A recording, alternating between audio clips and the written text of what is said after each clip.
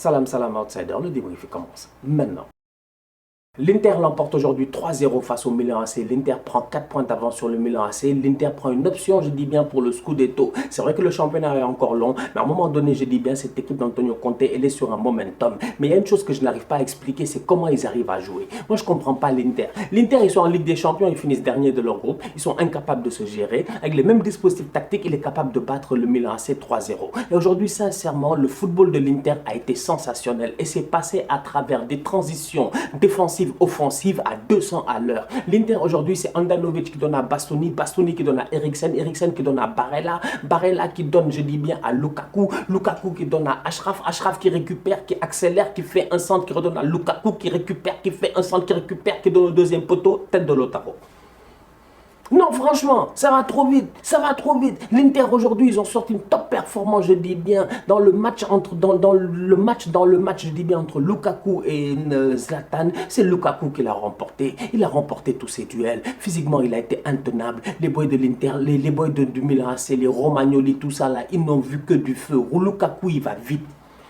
Il va vite, il est puissant, il est anormalement précis, il est anormalement lucide et en plus de ça, il est généreux dans l'effort. Lukaku donne un super ballon à Lautaro Martinez pour le premier but et Lukaku va claquer son propre but d'une accélération et d'une superbe frappe, je dis bien, pied gauche qui vient fusiller Donnarumma. Donc à un moment donné, je dis, cette équipe de l'Inter là, elle gagne encore une fois, elle est au top en championnat, mais comment ça se fait que le dispositif d'Antonio Conte, il marche autant?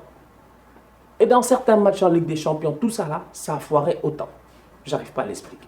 Je comprends pas. Top performance de la part de Achraf Hakimi, top performance de la part de Perisic. Franchement, Perisic, on a vu un Perisic vintage aujourd'hui, un Perisic dangereux, un Perisic efficace, un Perisic qui passait son temps, je dis bien, à perforer sur le côté gauche, à donner de superbes ballons, de superbes centres. Et en plus de ça, un Perisic qui aujourd'hui, physiquement, avait l'air en top forme. Donc du coup, au niveau de l'intensité, les gars de l'Inter quand même, ils s'en sont sortis. En plus de ça, il y a un autre joueur qui m'a encore une fois bluffé, c'est qui? C'est Barella. Et comme d'habitude, j'ai encore une fois envie d'en parler. Barella, sincèrement, c'est-à-dire que Barella, il fait partie de ces pépites-là à travers le monde. C'est juste que c'est la Serie A, c'est juste que c'est l'Inter. Peut-être qu'on n'en parle pas assez, peut-être parce que les Italiens, je dis bien, ils ne mettent pas le feu et les flammes par rapport à leurs pépites. Mais Barella, c'est de l'or. C'est de l'or, c'est un top player. Encore une fois, aujourd'hui, il le montre. Le boy, je dis bien, toute décision qu'il prend, c'est des bonnes décisions. Physiquement, il est tout petit comme 3 pommes, mais impossible de le bouger. Combien de fois, je dis bien, les gars du Milan ont essayé de lui mettre la pression, ils n'ont pas réussi à le faire. Au milieu de terrain, au Milan, ils ont des joueurs physiques, des caissiers, des Tonali.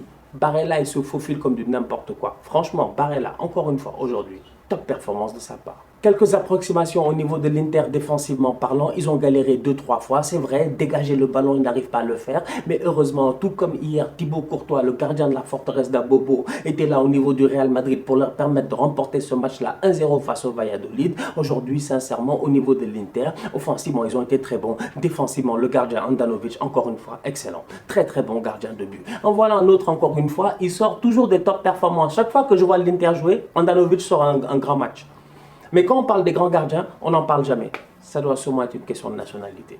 Au niveau de l'Allemagne, c'est Haaland qui a fait le show ce week-end. Et oui, Haaland s'est encore géré. Haaland a permis, je dis bien, à Dortmund de gagner 4-0 face à Schalke 04. Top performance de la part de Haaland. Haaland, il a la dalle, il a faim. On l'a vu en Ligue des Champions face à Séville. Il n'avait aucune pitié, il a sorti une top performance. Là, encore une fois, face à Schalke 04, il les bat 4-0. Schalke, tout le monde les bat 4-0. Tout le monde les a battus 4-0. C'est même plus drôle comme blague.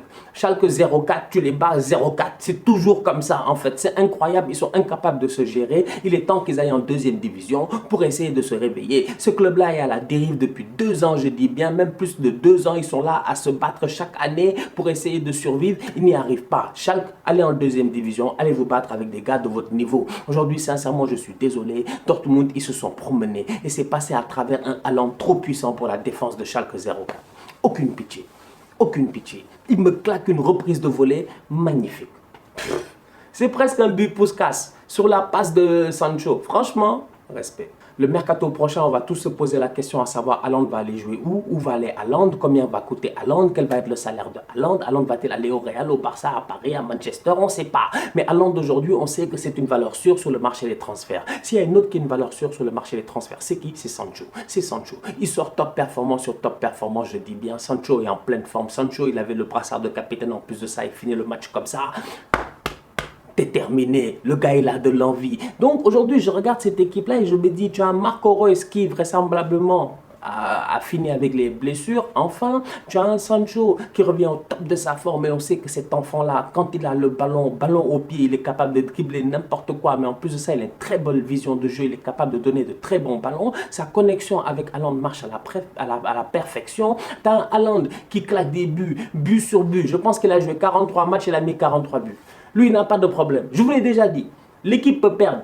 Mais Haaland va marquer. Lui, il est là pour son agenda personnel. Il n'est pas là pour l'équipe. Il est là pour son agenda personnel. Lui, c'est un Cristiano Ronaldo. C'est lui le vrai Cristiano Ronaldo en devenir en fait Haaland. Claquer des buts, c'est son métier. Et je vous rappelle que Cristiano Ronaldo a commencé à claquer des buts vraiment à partir de 27 ans. Oui, avant ça, c'était un joueur de collectif. C'est à partir de 27 ans.